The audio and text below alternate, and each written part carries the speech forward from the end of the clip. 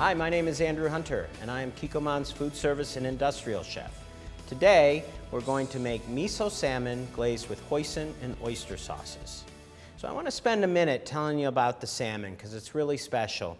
What I did is I wrapped salmon fillets in cheesecloth, and then I buried them in miso with orange juice and zest, some vinegar, and some mirin.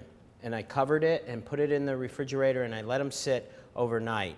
The reason I covered the fillets with cheesecloth is that it kept the miso off the salmon. So when I pull it out of the miso and I unwrap it from the cheesecloth, it's a cured looking salmon fillet. It's very pretty. It could be roasted just like this, but we're going to put a little special glaze on it to take that umami and layered flavors a little bit higher and over the top. So the first thing I'm going to do is get the salmon started in the pan. I'm going to put a little bit of oil. It's a medium hot pan. I don't want to really start cooking the salmon too much, but I want the pan to be hot so that the salmon doesn't stick. Typically we cook fish, any kind of fillet, top side down first. I'm actually not going to flip this fish, so you can see the skin, and the skin will go down first. And I can really smell the orange juice and zest. It's very aromatic.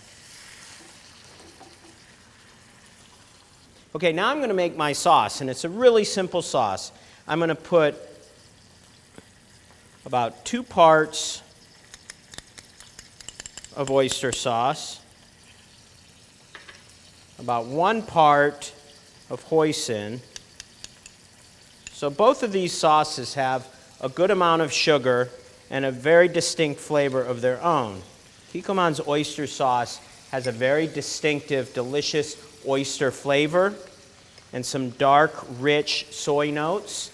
The hoisin has the 5-spice that I like for the glaze. And then I'm just going to add a dab of mirin.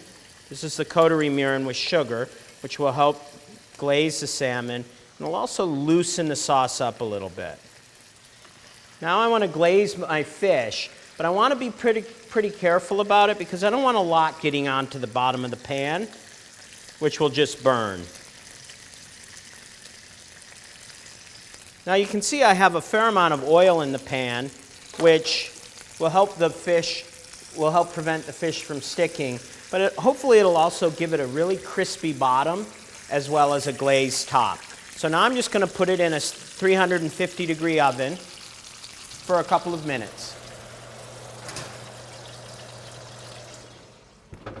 The salmon is in the oven, and I'm going to glaze it a couple of times. But while it's baking for a few minutes, I'm going to make a simple Japanese-style vegetable. I'm going to start with a little bit of garlic and red Fresno chilies, both for the heat and the color, but they're also really quite sweet.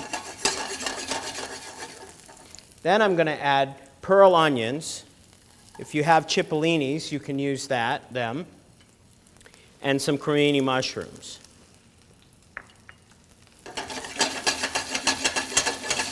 So I'm going to add a little bit of mirin for some moisture, and bok choy, shredded bok choy. Now I only want to cook this just until the bok choy wilts. Almost a stir-fry method.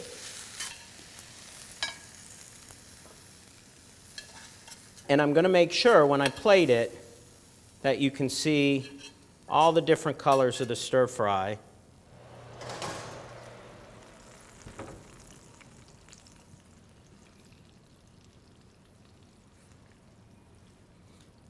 I'm going to take one more go at the glaze.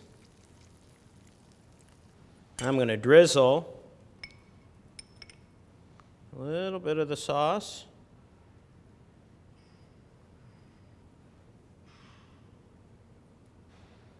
Fresh cilantro. It's sticking to my glazed fingers. And here we have miso salmon glazed with Kikkoman, hoisin, and oyster sauce.